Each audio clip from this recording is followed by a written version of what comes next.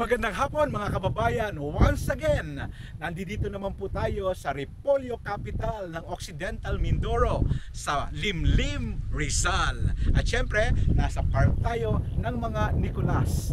Last year, nandito rin tayo. Pero ngayon, sinubukan uli nating tignan. Successful pa rin pa kaya ang farm nila Mr. and Mrs. Nicolas. May baby na ngayon si Jessica, pero ang kanyang may tao, makikilala natin na si Mr. Nicolas, makakasama din natin. And syempre, hindi ko na po papatagalin. Nandito na po ang hari ng Repolyo. Pare, pakilala ka. Magandang umaga. Magandang umaga din po. Anong pangalan? Joseph po. Joseph, nagsimula ka na naman sa Repolyo. At napakaraming repolyo, mukhang mas marami ito kumpara nung nakaraan.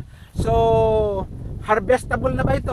Opo, harvest na po ito. Ay, so ngayon, talagang ibig sabihin, pangalawang taon ito. Pangalawang taon ko po ito. Pwede na bang bumili ngayon? Pwede na po. Haba naman, pera na naman. Opo. Saan mo ilalaan ang kikitain mo ngayon? Sa pang araw-araw po ano. Oo.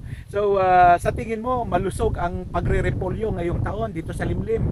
Opo, siguro baka masakaling maganda ang presyo ngayon kung ano.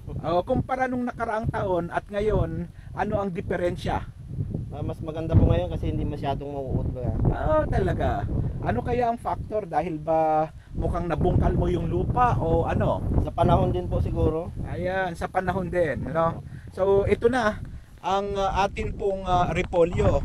So, ilang buwan ito, Joseph? 2 buwan at kalahati po. 2 buwan at kalahati lang. Opo. So, after transplanting or kasama na ang pagpupunla? Ay 1 buwan din po ang buwan. Pagpupunla. So, 3.5 months. Opo. Ayan. So, anong variety itong nakikita natin, Joseph? Ito po ay KK Cross po ito. KK Cross. KK Cruz. Ano ang difference nito? So magsimula ka nga at masampulan mo nga kami ng pag-harvest ng isa. Pero syempre alam po ninyo, ang pag-harvest ay may style din. Meron tayong pero ano ba ang pinaka-hina-harvest dyan, Joseph, sa part na yan, katulad nito? Matigas na po ang kanyang ano. Matigas na po tulad po ito. Saan? Ito po. So, kita natin. Ano po ditong ganda. po yan. Oo. So, pag hina-harvest, ano ang pamamaraan? Dito po ang hawak pag may bukol dito, siya na po yan. Okay. Matigas. Oo nga, no? So, yan hindi mo basta-basta ma-harvest? Makakaya naman po Sige yan. nga, subukan natin ng isa. Po yan, dapat meron tayong pang May pangganyan. Pero, ayan.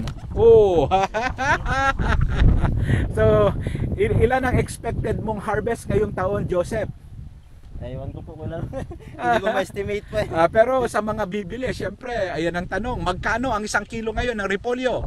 Sa umpisa ko parang 45 kilo. Ay, ano ang difference nito doon sa mga repolyong galing sa Maynila at Baguio? Ay ito po, sariwa po dito dahil bagong pitas po. When it comes sa presyo, ano ang diferensya? Mas mura po dito. Okay. Kaysa sa imported sa Baguio na tinatawag nila. Saan mo binabalak ibenta ang i-harvest mong repolyo, Joseph? Ay iikot po sa palengke po ganyan. Talagang iikot din Pero di ba pag nalaman yan, dadagsain ka na rin dito? Mas maganda po sana kung sila nakukuha dito para wala ng gastos po. Ay kung sakasakaling malaman nila dahil nakita na nila yung vlog natin pag dito kukunin at maramihan, magkano ang bigayan? Ay may discount naman po basta may discount kung sila nakukuha dito. Oo. Meron din bang limit sa volume para magkaroon din yung iba o talagang bahala sila kung ilan ang gusto nila? Opo. Last year saan kayo nakabenta ng sibuyas? Dito lang din po. Dito lang rin? Opo, sila na buyer na rin po kumukuha dito. Sa buong Limlim, ikaw lang ba ang nagtanim o may gumaya na sa'yo? Wala pa naman po.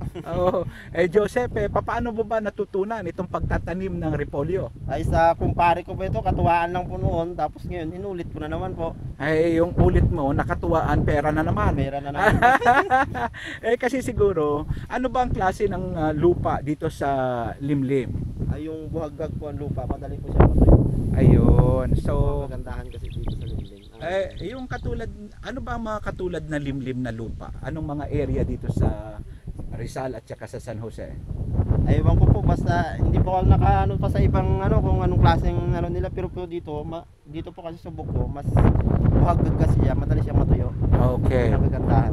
Pero when it comes dun sa lamig ng lugar, meron din kayang kinalaman yon para mabuhay ang repolyo? Pero parang wala naman po. Wala naman? Opo. Eh di ba sabi pag madaling araw kailangang malamig itong repolyuhan? Ayun ko po. Para hindi- daw parang nagjuju, hindi naman parang siya- hindi rin? Hindi rin naman po. Oo, sinubukan mo bang ibahin yung taas ng lupa mo kasi di ba may level yan? Ay kailangan po mas mataas po yung kanyang plat para pag nagpatubig ka po, hindi po siya matutubigan. Mabubulok po kasi ito pag inabot po ng tubig yung kanyang Oh, kanyang laman. okay. Kaya dapat medyo mataas yung kanyang Oo. plat. Alam mo, meron akong nabasang trivia tungkol sa repolyo para daw hindi masira at tumagal sa rep. Oh, diyan ka matututo sa akin ngayon. Ay, ito daw repolyo, pag ilalagay mo sa rep, itong pinakabutas na yan, alisin mo.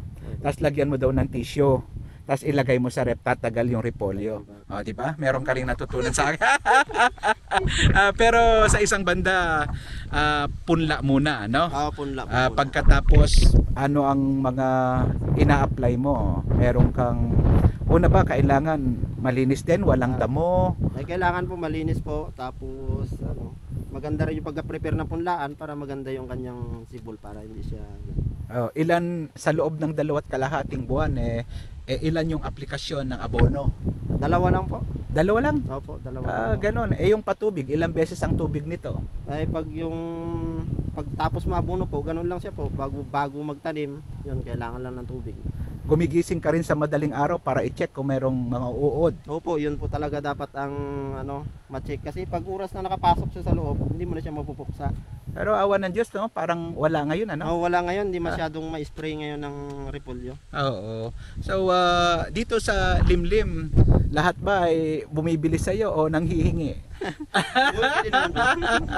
Pero siyempre may discount, ano? Opo, may Si discount Joseph po. na magre-repolyo sa puno na, no? So, itong mga dahon na ito, alam mo kung minsan, di ba, ang kukunin mo lang yung pinakabilog-bilog na ganyan. Anong ginagawa mo doon sa mga dahon na ganyan? Pwede rin ba sa hayop yan? Ay, ewan ko po, hindi ko pa nasubukan pa. Pero dito, magkikipataba na po yan siya pag naiwan ko na siya dyan. Parang ang daming leftover sa dami ng mga dahon niya. Minsan iniisip ko, kinakain din ba ito ng mga baboy? Sabagay, wala nang baboy, no? Wala na pong baboy ngayon. Parang Nag-alaga ka rin ba noong nakaraan? hindi po. Talaga. So, alam mo, talagang may pera din sa pagbubukid, no? Opo. Tiyagaan rin Tiyagaan talaga. lang po talaga. At saka nag-e-explore o nag-e-experiment. Opo. Oo. Ikaw ba ay sawa na sa repolyo o hindi naman? Hindi naman po. Ano ang pinaka-masarap na luto ng repolyo para sa iyo? Ay, kahit isahog lang po sa hakata, okay na po. Ayan, hindi ka ba nagsibuyas ngayon? Ay, nagsibuyas po. Ganoon. Pakita ko rin kasi dito sa kabukiran, sa likod naman, meron din pong sibuyas. Mukhang malulusog din yung sibuyas nyo dito. Opo, maganda po sibuyas dito. Oo, talagang, yan ba, anihin na rin yan? Mga pitsa 20 po yan, ani na po yan. Oo. Hindi ba kayo natakot dito dahil yung panahon, may La Nina? Nakatulong ba yung ganitong klase ng panahon sa pagsisibuyas? Oo, okay naman po yung panahon. Hindi naman siya masyadong, hindi na siya maulan. At saka dito, mabilis naman po lumubog ang tubig. Yun. Basta mabilis ang paglubog, walang problema. Walang problema po, hindi po siya nag-stack ang tubig. Oo. Kaya pag umulan siya kahit isang oras, madali siya matuyo. Oo, harinawa, jumakpat ang magsisibuyas ngayon. Opo, sana po magmahal. Oo naman.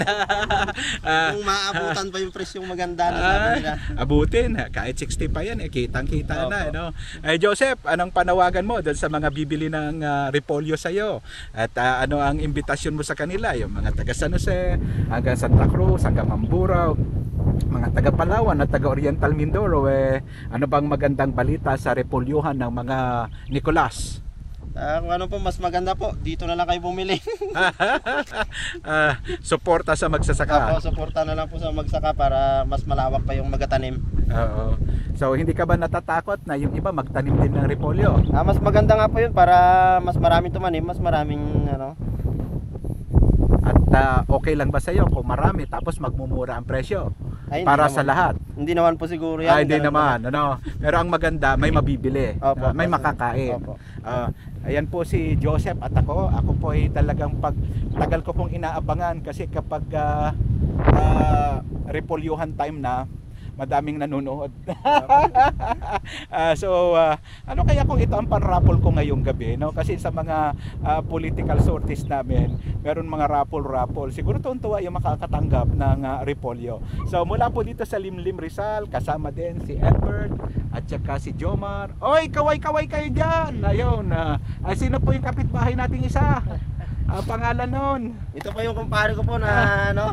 Oy, shout out po sa inyo. Magandang hapon po.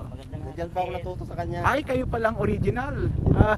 Joseph, salamat sa iyo at takbo muna ako dito kay pare. Pare, anong pangalan? Si Gabriela Estrella.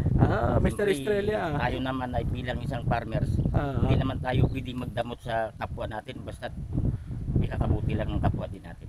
Saan mo nalaman na pwede ang ating repolyo dito sa Rizal? Doon din sa sa kumpare ko rin na nagturo sa akin. Ngayon, hindi rin ako pwedeng magdamot sa bilang kahit hindi pa kumpare, basta kapwa lang natin farmers. Kailangan natin na hindi rin natin pwedeng ipagdamot para kumita rin sila. Maganda rin pala nag-experiment tayo, no? Nag-explore, no? Oo. Basta may lupa. Basta yan sabi din ni GovEd, sabi niya, huwag lang tayong umasa, sabi niya, sa palay ang ating produkto. Kailangan din tumanim tayo ng mais, kamuti, munggo, para ibig sabihin pag pumalpak man yung sa produkto natin, may pagkukunan naman tayo. Naman. Kaya yan ang hindi ko malilimutan sa kay Kuya Ed Gadiano sa pag-meeting niya. Talagang gano'n ang sinasalita niya talaga. Ang laki pala talagang naano ko sa kanya. Doon ko na talagang si Kuya Ed ay talagang tunay na magsasaka. Ang laki pala ng impact, no, yung mga influence na ibinibigay ng leader, no? Tapos ang magsasaka naniniwala at ginagawa, no? Ay malayo pa ang Pasko, Merry Christmas. Ibig sabihin, pag sinabi ko yun, magandang kita, at pag magandang kita, masaya ang buhay. Pero ang atin naman pag may tinanim ang magsasaka, sigurado ang mamamayan may kakainin. Yun ang importante. Sigurado yan. Ang hirap ko kasi ngayon, tataas na ng bilihin. Sigurado. At saka walang makain. Katulad nito nung ngayon, ang palay, bagsak naman ang presyo. Ang ating mga fertilizer sobrang mahal. Kaya wala, kunti ang kitain ng magsasaka ngayon. Mabuti, mayroong sinubukan ng click, no? Sige lang, basta lumaban lang ng parehas. Libre ba ang repolyo mo kay Joseph? Libre na yan. Matik na yan. Ako po si Rodagas mula dito sa Limlim. Marami pong salamat.